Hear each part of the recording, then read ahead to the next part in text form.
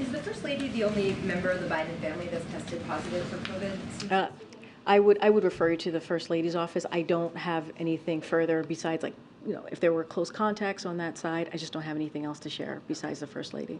And to go back to the medal ceremony from yesterday, you said today to my colleague that the president, in every way that we could, followed the CDC guidelines. And you made a point to say that beforehand, when he was meeting with Captain Taylor, he was masked, so you could have that time with him.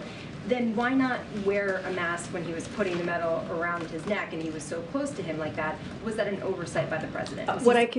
What I can tell you is that the president took off his mask to deliver incredibly powerful remarks about the captain. That was done certainly on purpose, right? Wanting to give him that Medal of Honor, and it's important. It was important to him to speak to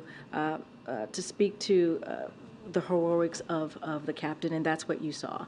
And afterwards, obviously, he didn't have his mask on, but afterwards, as it was planned, we made sure that when the program was paused, that he was able to leave right after.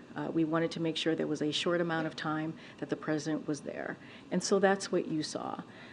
And look, the CDC guidelines, as you know, is masking, is testing, and is certainly having close monitoring any symptoms. The president doesn't have any symptoms. He tested negative a couple hours before the event. He tested negative today. I think what's really important is that the president, to put this all into context, that the president doesn't have any symptoms and he's been testing negative. You've emphasized the pause, that he got out of the room to minimize that. But yesterday you had said that he would remove his mask when sufficiently distanced from others indoors. That was not very sufficiently distanced when he was next to Taylor yesterday.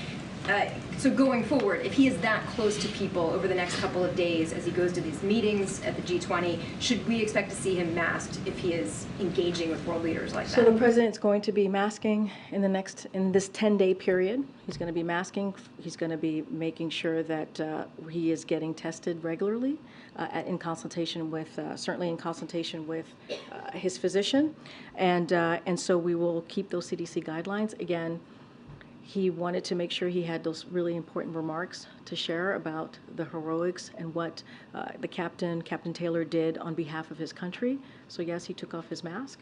But what we made sure to happen is that there was a brief pause. When there was a pause in the program, the president left. So to minimize his impact or his impact towards the attendees who were there.